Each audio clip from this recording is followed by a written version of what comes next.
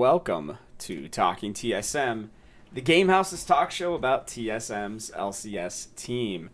I'm Robert Haynes, your host and your guide into the world of TSM's LCS team. And hey, guess what? We won a game. Can you believe it? I I almost can't. Not to be too much of a downer, but they looked better this weekend in some areas. They realistically led for like 45 minutes of the 60 minutes of their games this weekend. And there were two changes that were made that maybe helped, but I don't know. I mean,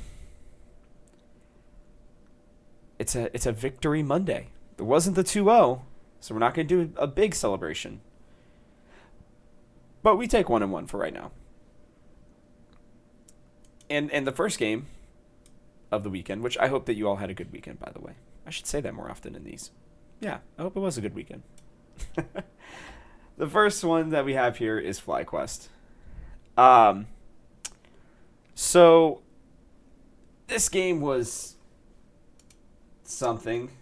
It was very frustrating, to say the least. But, when I'm watching the draft here, and I had to watch this a day later. I was out for my friend's 30th birthday. Shout out to Chris. But, I had to kind of check and see, what happened. Because I knew we lost. That's all I'd known. And I knew that we had Shen back. And that takeover was, taking over in the mid lane. So I'm watching the draft, and I'm thinking to myself, okay, so we're trading to get Zeri. Okay, I don't mind that. Zeri's cool, and there's no Yumi there as well to be a problem for us in terms of having to actually feel like we needed to take it, which we did not, which is good. And Zeri right now is very strong. Like, if people play her well, Comp played an unbelievable game. I think it was yesterday. No, Saturday. Saturday, yeah. Or no, it was yesterday. Yeah, because they had 3 games this weekend where he just, popped off. Upset played her as well. Looked pretty good on her. Like, she's strong. Like, she should be banned. But apparently we can't play her. I don't understand the love of the Rek'Sai here. Like, even the desk, I forget who was casting, but they were talking about, oh yeah, like this Rek'Sai has so many gank paths and everything. Like, early game's gonna be great. I'm like, we have 3 lanes that should theoretically be pushed in. And while yes, the gank paths will be a little bit better for the Rek'Sai, like if nothing happens early game, then I don't think that that's worth it. And it's like you also have something like a Xin Zhao or a Volibear or I think Hecarim was banned, but like even an Udyr if they really wanted to, be able to do something. Because the thing is Rek'Sai's fall off is, I mean, she literally becomes nothing. She becomes a paperweight at some point in these games. And I felt like, okay, well maybe they have some unbelievable strategy, right, that they're pulling out here.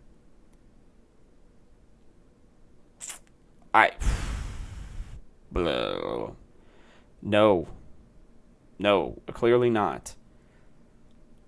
This was a terrible pick, and I just, I don't think people love the Xin Zhao into Lee Sin. If I remember correctly, I could be wrong on that one. I personally like it, but I'm also playing it silver.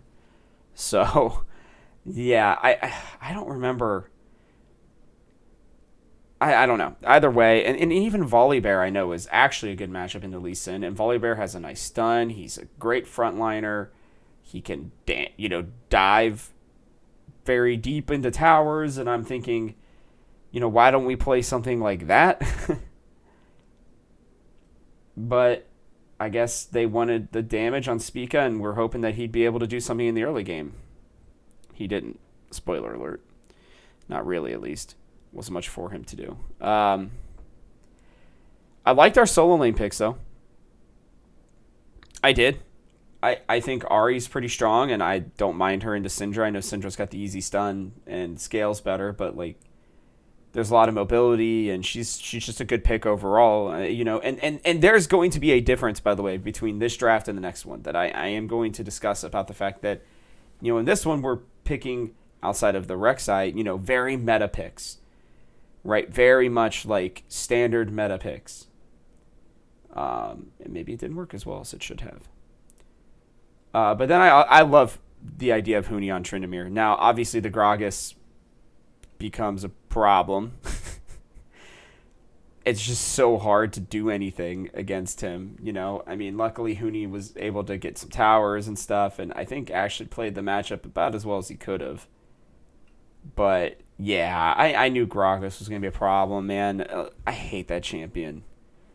In pro play, I don't really care. You never really see him in solo queue or anything, but Gragas in competitive play is just so obnoxious.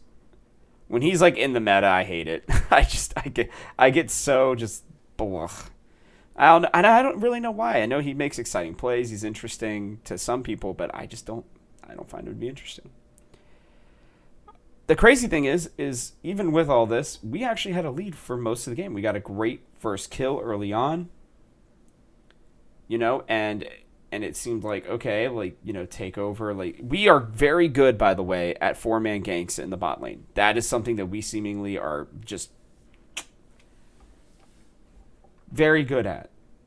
I don't know why, but we are. And that's great. I don't love that Shen Yi died. I don't think the one thing we aren't very good at right now is still juggling tower aggro.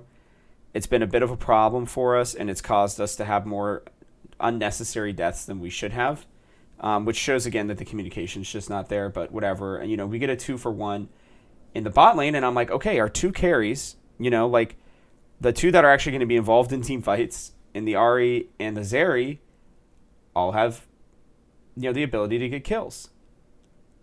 Takui unfortunately came down and got the kill on Tactical, which is, it is what it is. But yeah, I was thinking to myself, okay, this is good, and things are going how the best we could have hoped for, and then slowly but surely, we give up a Drake. I'm like, okay, well then we get an easy rift, and I'm like, okay, now we can use this to go into a Drake, right? Well, no, Jose Diodo finds Shen Yi, so kills him. So then we have to give Drake again. Huni and Takeover respond by killing Kumo. I'm thinking to myself, okay, this is good. We were able to get, I think, almost all of, if not most of the tower after this. Yeah, we did. Then, a big fight again down in the bot lane, and it just kind of led to a disaster because we were trying to play around this Drake. And it wasn't even for Drake. There was nothing up. I remember now. There was nothing up, and we just took a random fight. So it wasn't around the 3rd Drake necessarily, but I think it was maybe around getting vision for it. But yeah, I remember watching this fight, and I'm like, what are you guys doing? What's going on right now? Jose Diodo's going to get a quadra kill because we couldn't focus one target down. Shen Yi just dies instantly without doing much. Spica obviously can't do seemingly any damage. Tactical was, truly pretty terrible this whole game. And, like Tactical did... He still somehow did 10,000 damage. It did not feel like that. The Rek'Sai pick, by the way, only did 4k damage, which is nuts. And it's really bad. Freaking Atfromu did as much damage as Spica. And I know damage, again, is not everything, but it allows you to see trends, Okay? And by some miracle, by the way, we are still in this game. Even with all these blunders. You know, we're finding picks here and there, but it just was it didn't matter. I mean, when your bot lane goes 2-12-7, that ain't gonna cut it. That ain't gonna cut it, guys. And really, I don't know if Tactical plays this better in scrims or in solo queue, but I'm looking right now, and in 2 games with Zeri, Tactical is 2-9-8.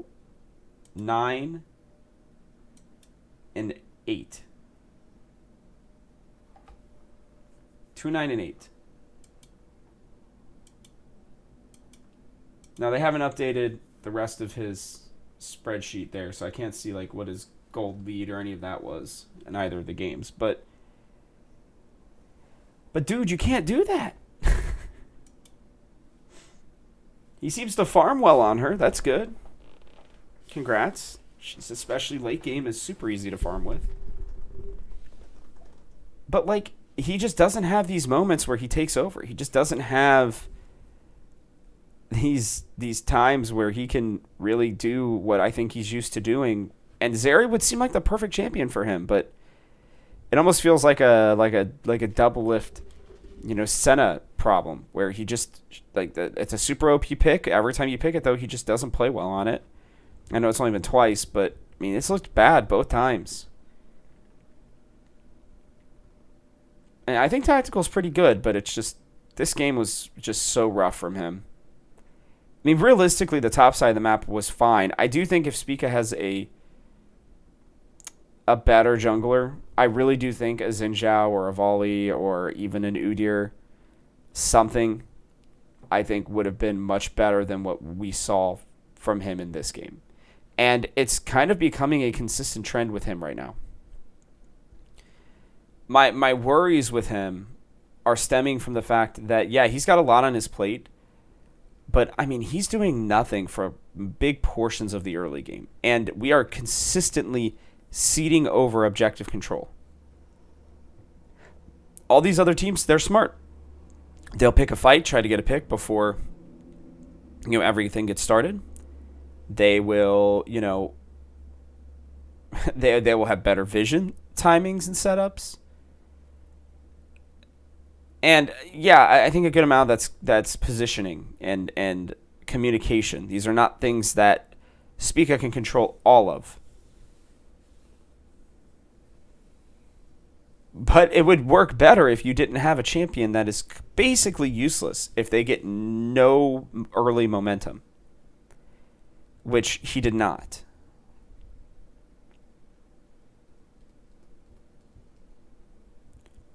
I mean, there are games where he has just looked completely absent. Just not even there. And this was one of them. And now, since the start of 2021, we are 1-8 against FlyQuest. A team that we had, I don't think, even lost a game to up until, the 2021, beginning 2021. Something like that. I'd have to check that for sure, but yeah. I mean, it's crazy. It's like every time we play this team,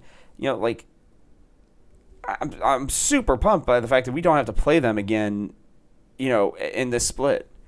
Just get out of the way in the first rotation. Because for some reason, we just can't. We just cannot beat FlyQuest. I mean, they're playing well. They're not bad, obviously. I mean, they're what? They're in third right now at 7-4. They rebounded from their 0-3 weekend to go 2-0, and they looked good.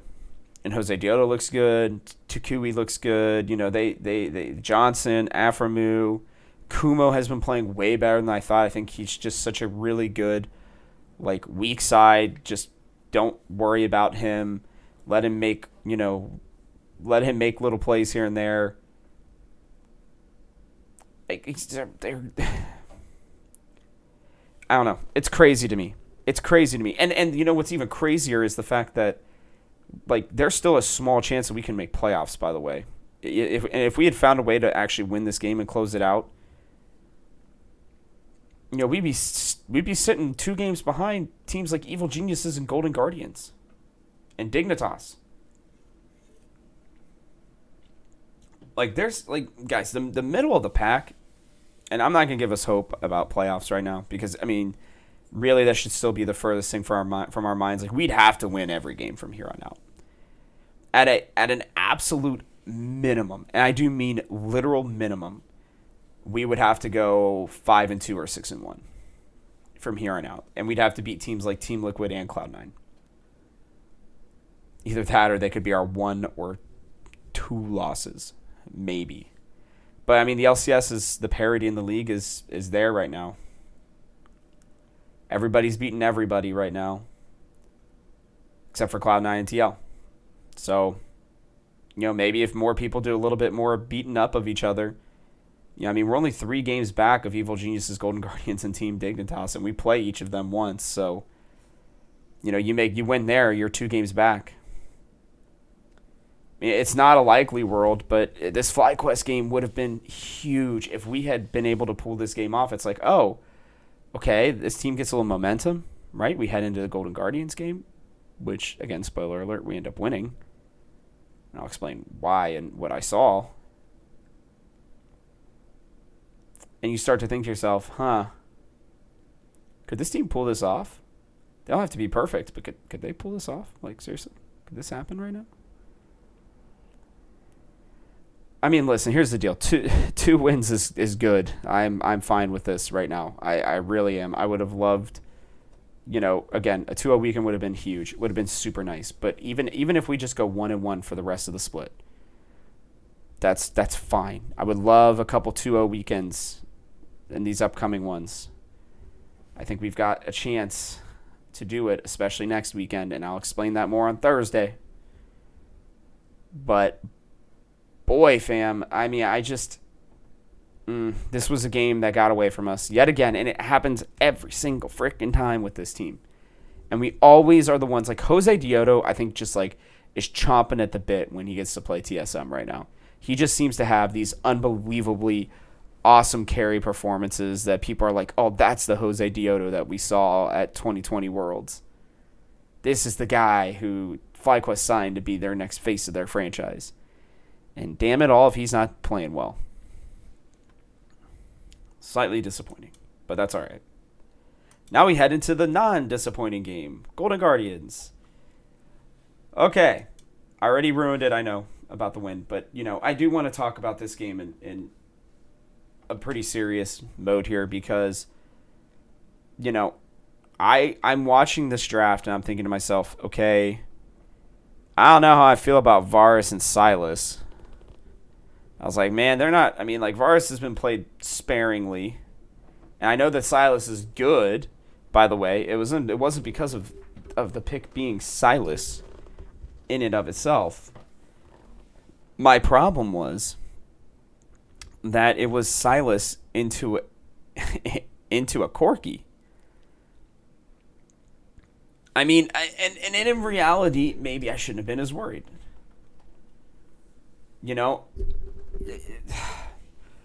It was pretty obvious to me. I think that they got this to counter the Gnar in team fights. And, man, was that ever the right decision? I feel like a fool. And tactical, man, like, I like this Varus play from him. He looks good on it. Huni on Graves and Speak on Zin were awesome. Love that. I'd love to see more of it. Give our boy Huni some freaking agency, man. Yeah. This is the kind of stuff that we like, guys. Give this man a pick where he can truly carry a game.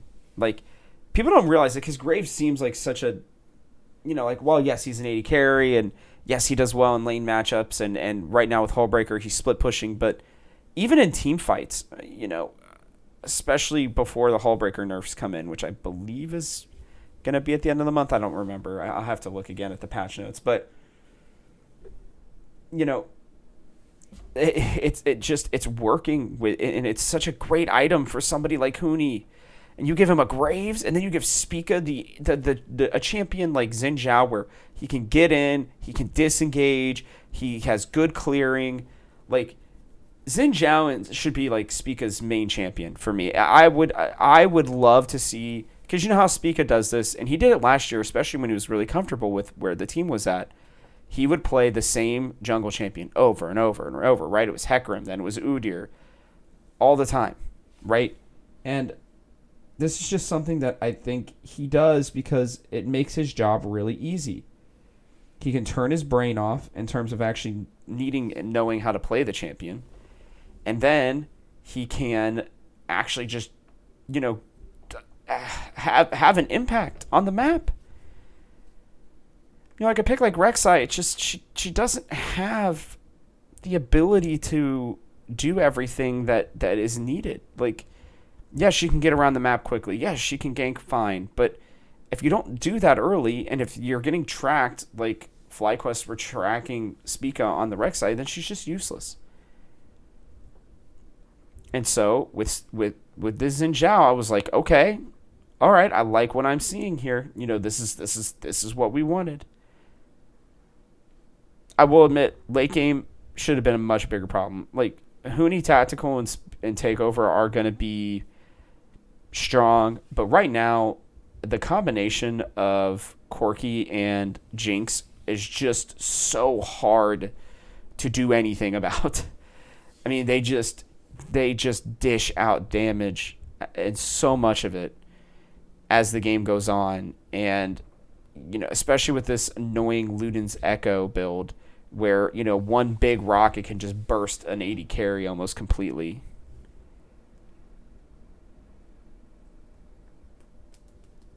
Yeah, I mean, I'm looking at their late game. It should have been really strong.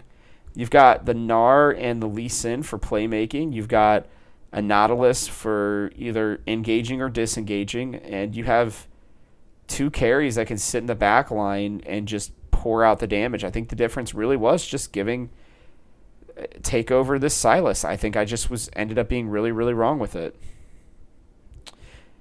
Either way, heading into the game. Tactical. Oh boy, that first blood. My butt was quite clenched, fam. Oh boy. I cannot believe he not only lived, but he got the kill. I mean, living on a razor's edge. Oh man. I mean, that could have swung the game in the opposite direction, and instead it helped us. Then, within 2 minutes of that, we got first dragon? Are we talking about first dragons? Oh yeah, we're talking about first dragons. First dragon for TSM. Holy moly. They're actually doing it. They know how to use their brains and to have vision over this first dragon. And then, not 3 minutes, a little bit more than 3 minutes after that, there was the chance to get the Rift Herald. And you know us, you know TSM, especially with Spica at the helm. Let's go get this Rift Herald. Boys, come on now. Here we go. That's my Spica voice, I guess. I know he doesn't talk like that, but follow me into battle. Hope we don't die with no vision or anything. But guess what? They held off. They didn't fight for it. We didn't throw the game trying to go after a freaking Rift Herald. We even got a second dragon, by the way, at almost 12 minutes. We had a 2-dragon lead. Man, think about how much easier it is to play the game when you have a dragon lead. Like, okay, I'm going to take a few minutes on this because, this show's going a little faster than the other ones just because I think the FlyQuest game, there just wasn't much to talk about. Early game was boring, realistically, and then we just basically lost it all in one fight. This game, pretty straightforward. I mean, we held a lead almost the entirety of this game. I think there was like 2 minutes where we didn't hold a lead, by the way. And then, again, 15 minutes in the last game where we held the lead. and then lost it in the last 15. But you guys might be saying to yourself, are Dragons Rob's new Galio? And here's what I'm going to say to that.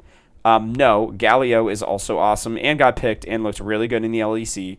Still think it'd be a great pick for Shenyi, but whatever. It's cool. It's cool. Played a Galio game this weekend in the mid lane. Stomped. Because he's a great champion. Super busted. I think he's an OP pick. But Dragons aren't that. For me, what it is with Dragons are, it's very clear that teams that have better Dragon control seem to win games. It's very rare that you will see a game like where TL were able to take down Immortals this weekend, where, Immortals, they had soul and everything, and TL was just like, I don't care.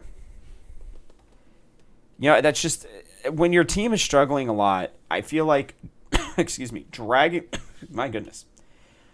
I feel like Dragon control should be top priority because of the fact that it is a free way for you to scale and to choose fights every 5 minutes. Yes, there are other buffs and stuff that the Dragons give you. I do get that too. But when it comes to pro play, the ability to team fight and to pick when the team fight happens, theoretically, is such a massive advantage. It's just so big. And the problem is we'll stay close in games, but then we have to go to Dragon, right? Because at that point they have 3 or they have 2 or they're for sure going to get 4 if you don't do anything about it. But when you control Dragons, it feels like you can more often than not control the narrative, control the pace, and control, the fighting on your own ground. It's just like it is not a novel concept. It is a concept that has been a tale as old as time, right? Like every time, when you can, here, new comparison, the Revolutionary War, right? At the Battle of Bunker Hill, the reason why that was such a demanding loss, they still won obviously, but there were a lot of losses. It was a demanding, what's the word for it? There's a type of win where you give up a lot of soldiers, right? Where a lot of people will die, and unfortunately, either way, but the war of itself will, could be hinged on that, because while there are losses, and the other side may lose the battle, if they can take down as many people as possible before that happens, then you can land a crippling blow, because you can choose, and that's all based on choosing your fight. Okay? And so at battles like Bunker Hill and others across history, right, having the high ground, when you can choose where your battle is, right? Or choosing an area that you know better than the opponent, right? So you can move around. It's a little more guerrilla warfare in today's day and age. I give this example because literally in video games and in real life, being able to pick where you fight. Even if you're just trying to have a fight in the something less serious and sad, if you're just having a fight with some dummy in high school or something, right? And you say, hey, let's fight in the parking lot or something like that, or wherever, maybe if you're smart, you'll pick somewhere on the playground or something where where I know this swings this way, so I could throw it into his face. It may sound like a bad example, but the point and the fact remains that being able to choose when, where, and how you fight is just such an advantage in this game, and it has been that way since the dawn of time. And so Dragons give you that ability, right? You get that first dragon, guess what? The pressure starts to mount. Maybe we can give a second for a cross map. Okay, fine. You know what? We can give this third one, but we can't give the fourth. Okay, fine. When that fourth one comes down, guess what you can do? Oh, you want to go to Baron instead? Okay. Oh, you want to push in and take an inhibitor and just give up the Drake? Okay. Right? Oh, you want to set up a trap, allow them to have to make their way into you, and then you just get a couple quick picks, get the soul, and end the game? Okay. Oh, you got two dragons, right? And they feel like they need to get this third one because, I don't know, it's Ocean Soul, so they don't want to give that up so easily. Okay. Guess what? Like, it's like Baron, but it's scaling. It doesn't give you the immediate buff, and it can do so many things for you. So, and I get why Rift is important. First Tower Gold is nice, and it helps a lot more with the macro game, especially early on. But in a Hull Breaker meta, when you have Huni on champions like Graves and Tryndamere, where he can just push towers down, even if he didn't have Hull Breaker, then you can just leave that alone and take dragons. And that should be their strategy from here on out, by the way. That should be their strategy. It should be leave Huni alone, screw Rift Heralds, get early dragons. If you can get a Rift Herald, great.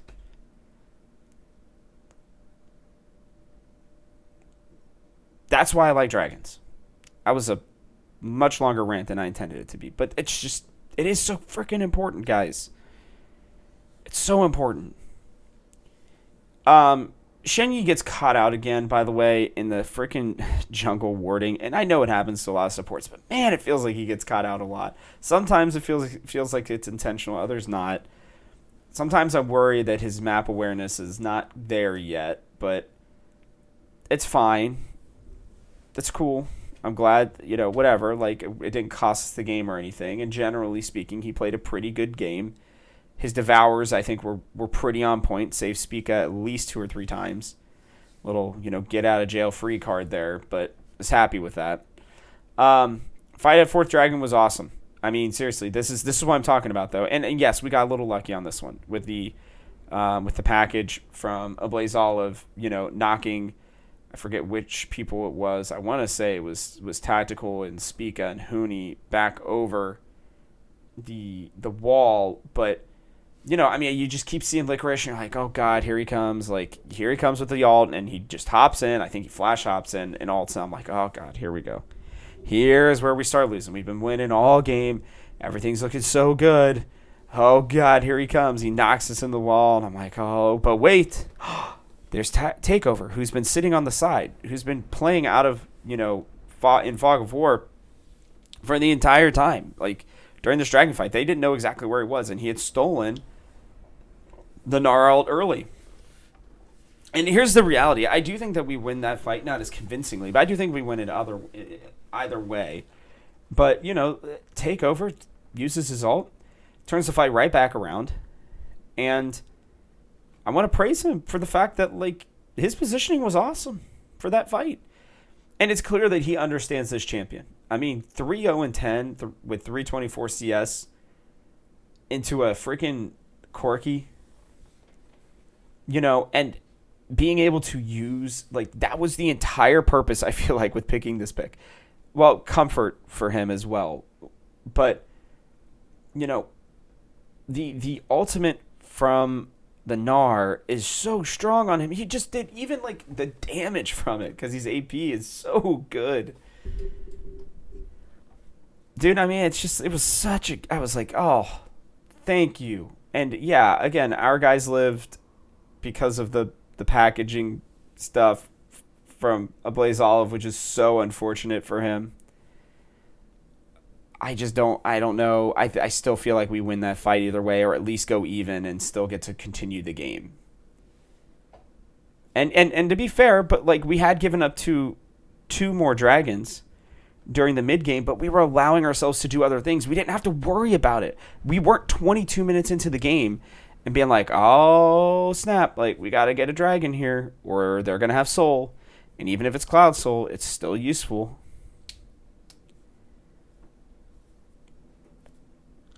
I don't know. It was just... It was just nice to see. We finally won some team fights, by the way, and we won a game. Shocking, truly. Who would guess that good team fighting would actually win you games, especially when you pick comps that are meant for team fighting? Wow, shocker. And by the way, I want to give credit to Hooney on the one of the last fights, over at Baron. I mean, good lord, the fact that he was basically able to take Lost out by himself, to start the fight is just so huge. And I just want to say about Hooney, I understand that his Enchanter games or whatever didn't look great, and I understand that he used to be, especially, but not as much now, a coin flip.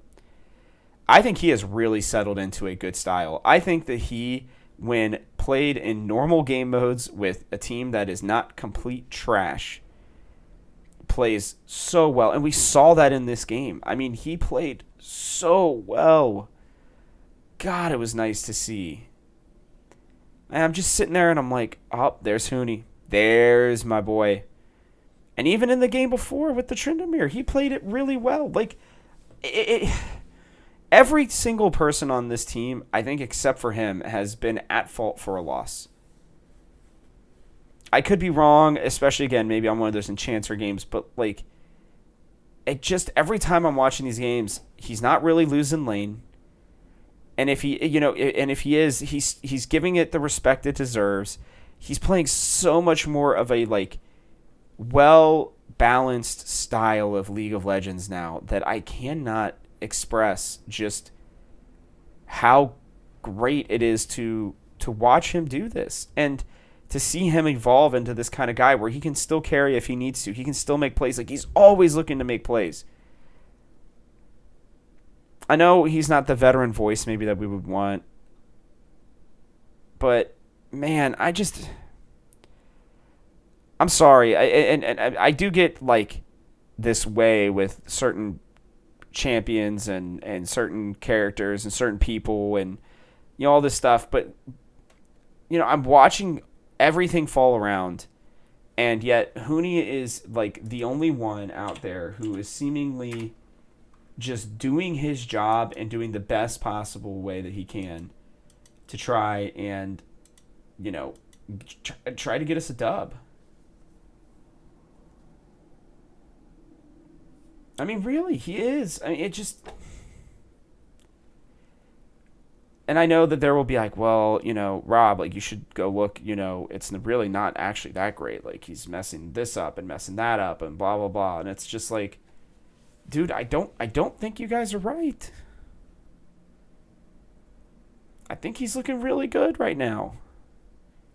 And I think that we need to enable him more to carry.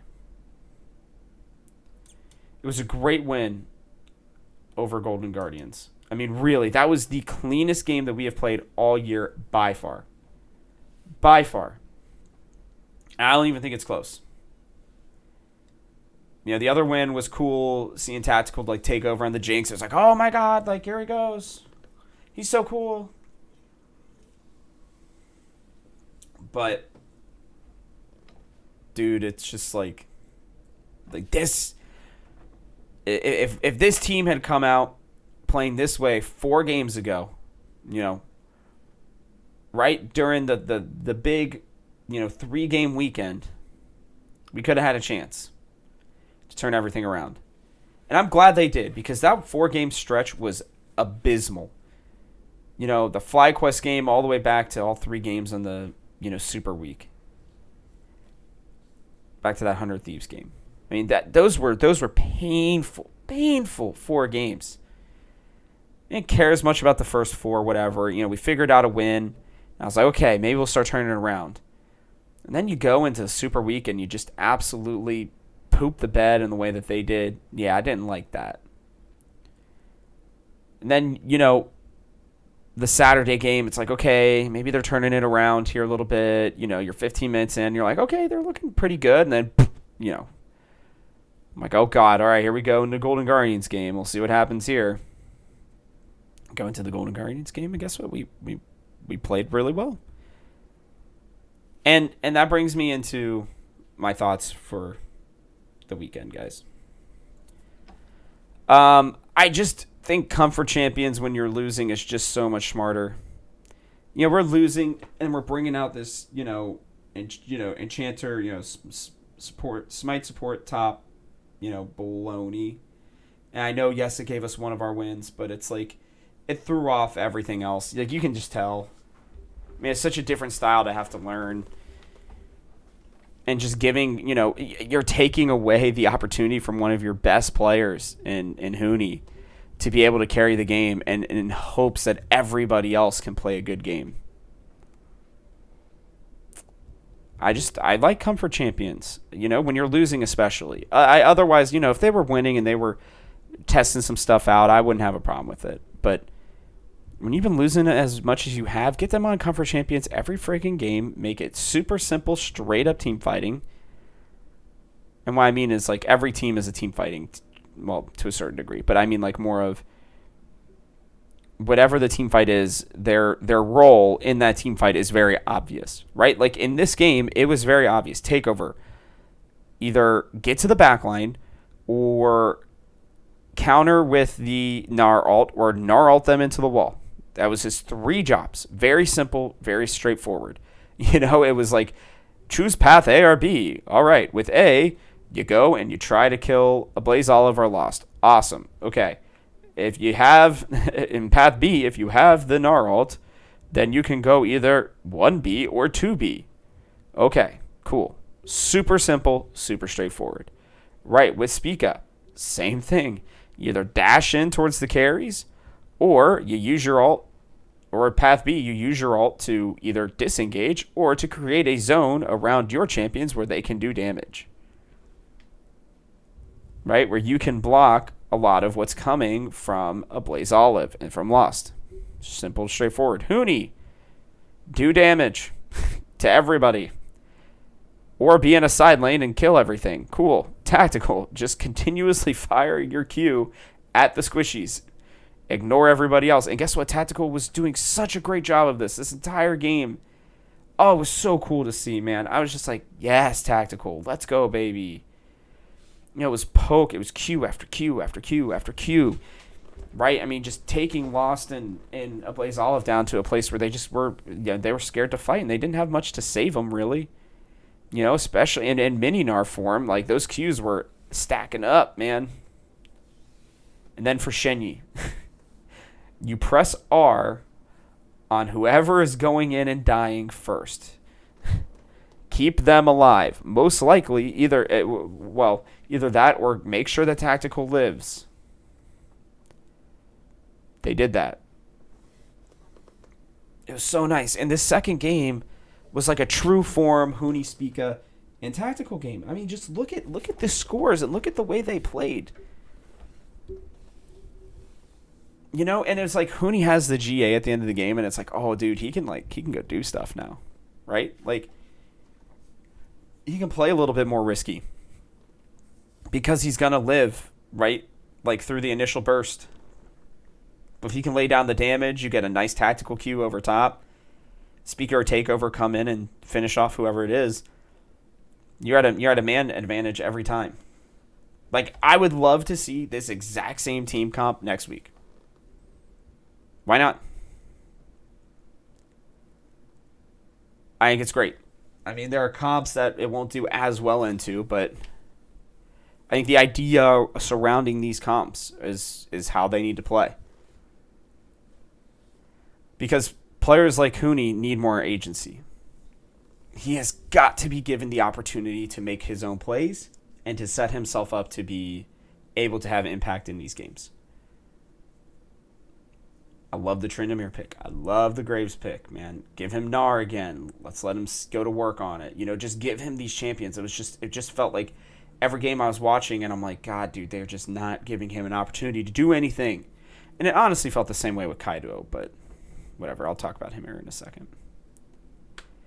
Takeover, simply and plain and simple, he made plays, especially in this game, and actually he played an okay RE. There were a lot of people praising him. I didn't think his RE was great. Didn't feel like he was having a huge impact on the game, but there were other reasons, like our bot lane specifically, for that. But here's the deal. You get to stay in the LCS if you make plays. It is seriously as simple as that. Are you able to make plays to help your team win? Yes or no? Check one box. Takeover, as of right now, check, yes. He has done that. I already did my rant on this one, but Dragon Control wins games more often than not. It's true. It's just look at every game. Who has early Dragon Control? Or if they get mid-game Dragon Control, how are they doing that? We don't do mid-game Dragon Control, in case if you were wondering. So we better get it early. Shenyi was fine. The first game was rough, and I don't think it was entirely his fault. He had to go in and try to win some of these games, and his ults were actually pretty good. I think the mechanical and the mindset of these games are there, but I will say this much. It felt like for the first time all season, Shenyi was on the same page as everybody else. And I'm assuming playing down there with Academy probably helped that. It helped cool off the situation. And the reasons why he was apparently benched was because he was being disrespectful. I'm sure it was not intentional, right? But, it seems like a fair reason to me. So, whatever. He's back now. I've heard rumors that the reason why he chose TSM is because he wanted to make more money because his family's not very wealthy, and this is his opportunity to do that. I respect the hell out of him for that. And it means that he is going to have a chip on his shoulder, and that part of the reason why he probably has been playing the way that he's been playing is because of that. I think I read that on Reddit somewhere. But, if that's the case, and even not, he's still young. I think he's the youngest person on the team. And he's going to make mistakes. And as long as he and his teammates are happy about playing together and figuring it out, then great. Their goal is summer. It's very obvious at this point. They've already stated it. They don't care about playoffs this year or this split. It's about making playoffs and doing well next split. And guess what? The reality situation is, as a reminder to everybody, spring split is still 6 teams. Yes. Summer split is 8 teams. And in an 8-team system, we would be 2 games back with 7 to go. You beat Immortals, you'd be 1 game back. You would have to just win on a day where they lose 1 time in 6 other games. Not saying, I hope we do not start off the summer split 1-8. But my point is that playing for summer is so smart when everybody basically makes the summer split playoffs. Sure, you have to play 1 extra series. Whatever. Yes, you do not have the benefit of a double elimination. Whatever. The only way you're going to win to win the summer split is to win every series anyways. Is it ideal to miss 1 series? Sure it is. Is it ideal to be a top 6 team where you get the extra chance? Yes. In the end, does it end up mattering? No. No, it does not. Guys, this is what I'm talking about. Yes, this split is going to suck. But guess what? We just won another game. It's great. If we can win, if we can get to if we can finish this split 6-12, 6-12, I will be happy. Because it means that we will have went 5-4 in the second half. You can build off of that. That's 10-8 in a full split. 10-8's playoffs. 10-8's probably top 6. It's that simple, guys. It's just right now, that's the worst 9 games I think TSM will probably ever play. They have a lot going on. It's time to build off of this and into these 2 struggling teams that they're going to be playing next. And I believe it's who is it? It's Dignitas and into Evil Geniuses. Dignitas have been free falling. Evil Geniuses are kind of staying. I mean, Dignitas were 4-2 at one point. They have gone 1-4 in the last 5 games.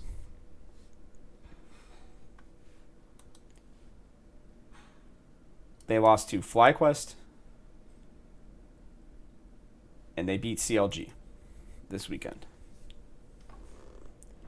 This is a team that we can beat. And guess what? Next thing you know, we are 3-9, and we are 2 games behind Dignitas. Right, we're 3-9, and we're probably close to being over CLG. You win both of those games, and guess what? You're 4-9, and next thing you know, you're probably about 2 games out of playoffs. With the way that this split's going, I mean, again, everybody except for Team Liquid and Cloud9 are going to drop more games. That's just going to happen. So, I mean, seriously, Evil Geniuses go... Here's how this goes. Evil Geniuses go on a 3-game losing streak. Guess what? They're 5-9.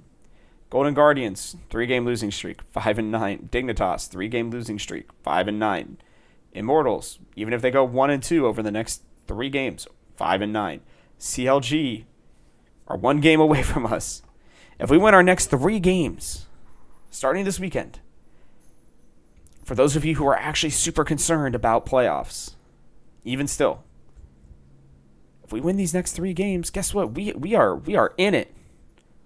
We are in a position to try to make the playoffs still, which would be huge for this team in terms of just getting them some experience. That was my only reason to even want playoffs, by the way. I didn't expect us to win playoffs, but I was like, man, at the beginning of the split, I'm like, man, I would love to see us make playoffs. That'd be cool. This win did a lot. If we could have pulled off the one against FlyQuest, I'd be like, all right, nah, we're changing mindsets here. We're going for it. What the hell? Why not? I mean, we're gonna listen, guys. We're gonna have to win some games, and our schedule, like coming up, like I said, I think, I truly believe that we can take out Dignitas and Evil Geniuses. I'll explain why, but on Thursday in depth, and I may not end up picking them, but I think we can win. It doesn't mean I think we will. Then after that, we get C9 and Immortals before we head into the Super Week, where we will face, I believe it is 100 Thieves, CLG, and Team Liquid again. Wait, did they do that again? Yeah, they did. Those sons of guns. Wait, is this all the exact same? Wait a minute. Wait a minute. So, wait, who did we play in week 1 here? Sorry, guys, this is a small tangent, but we didn't play FlyQuest. What happened in week 1? We played Evil Geniuses. That's right. We played Evil Geniuses. And then I forget who else we lost to. I think it was Dig.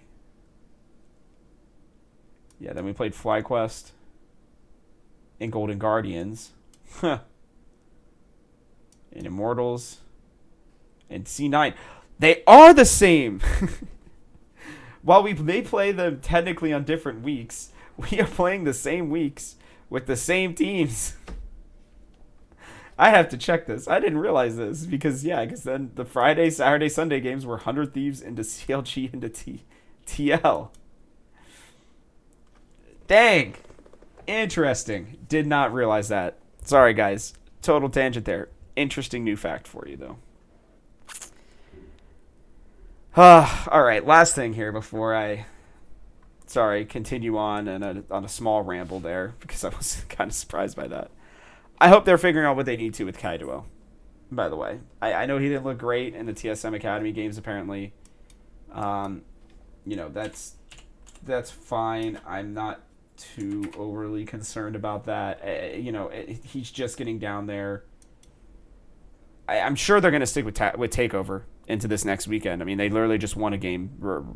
Taking him out would be, I think, a huge mistake. But I just want to know what their plan is with this, right? Because, I think Kaido could have played Silas. I'm just saying. I think he would have been fine. I actually don't think that they've still unlocked or used Kaido in a way that will actually help him.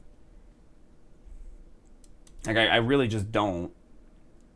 So they ended up splitting, it looks like, 1-1 against Immortals. So I didn't get to see those games.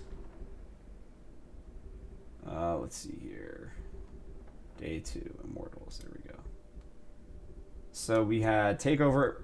Wait, did Takeover play? I thought it was. Wait.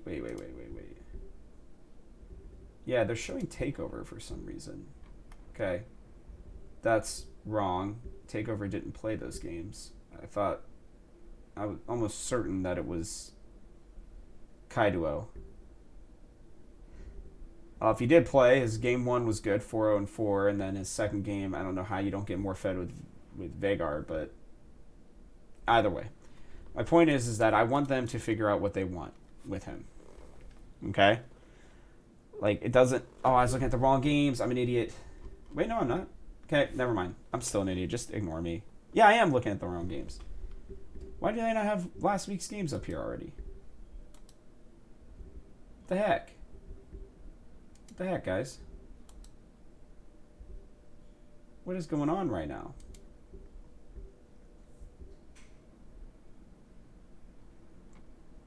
Oh, I'm so confused. I'll figure it out later. My point is that Kaido needs time, clearly, to develop. You know, maybe they should have signed him as an academy option instead. You know, and maybe the same thing would have been the same for Shenyi, but I knew Shenyi was coming from a better program, so, you know, whatever. I believe Kaido will have another chance. I believe this will probably be the last weekend that we see Takeover, unless if they 2-0 and he looks really good. Because if there's a chance for playoffs, I think they'll keep Takeover in, especially if he's 3-1 in his 4 games that he's played with the team.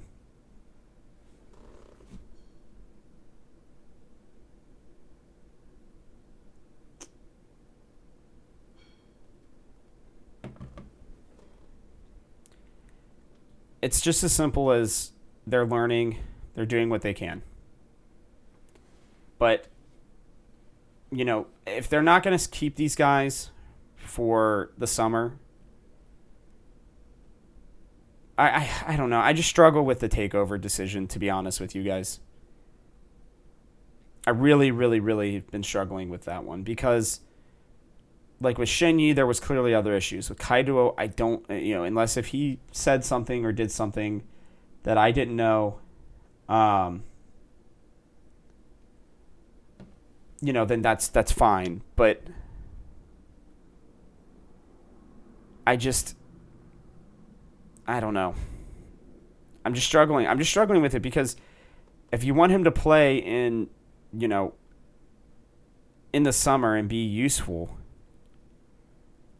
then he needs more time. Unless, and the only reason I could think maybe that they're doing this is because maybe they believe that they were trying to figure out whether or not they're going to keep Takeover. I think that might be what they're trying to figure out. He played well. Maybe they do keep Takeover. I mean, there's just been something wrong with the academy team, too. It feels like they're not meshing either at all. I think part of that problem is because Hyper and Viper, but that's... I know it's not just them, but I just don't see the point of having them on the team either. But, again,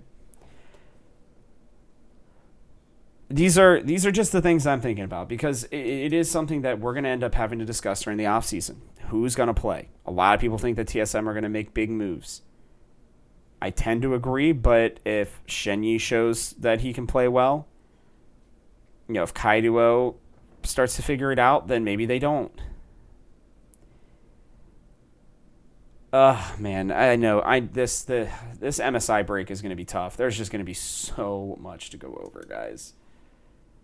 And while I am looking forward to MSI and everything, I cannot say that I am looking forward to the discussions that are going to have to be had about this team and its future and what they're going to do for the summer. Because, you know, I think the goal was to find young players that had a lot of potential that could build this team up for the next few years and make them a world's contender. And China has some of the best players in the world, so I get the initial thought behind it. But it is blown up in their faces for the most part. And even 2 wins is not going to distract anybody from that. It's just not. So we'll have to see. These next few weeks are going to be really interesting. If for no other reason, then we're going to get to see if Chawi and the new team strategies and all these moving pieces are going to be useful or not. It'll be interesting. If you like this show, please take a second to like, subscribe, and comment. If you are watching on our YouTube channel, hit that bell icon so you don't miss another episode. Please continue to make this the #1 TSM LCS podcast out there. And I appreciate you all for listening and watching. And if you feel like leaving a review somewhere, let me know. Also, let me know what you think is going on with Kaido in the comments section. Sorry, I didn't talk to you guys about that before. But yeah, I'd love to know your guys' thoughts on that. You know, are you feeling Takeover? Are you feeling Kaido? Where are you at right now? You can share this with your friends. Hit me up at TGH Robert Haynes or the Gamehouse at TGH Esports. Lastly, head to thegamehouse.com and check out all the cool content we got coming out. Thanks for tuning in. This show comes out every Monday and every Thursday and is still exclusively for your TSM earholes. I'm Robert Haynes, and this has been Talking TSM. I'll see you on Thursday.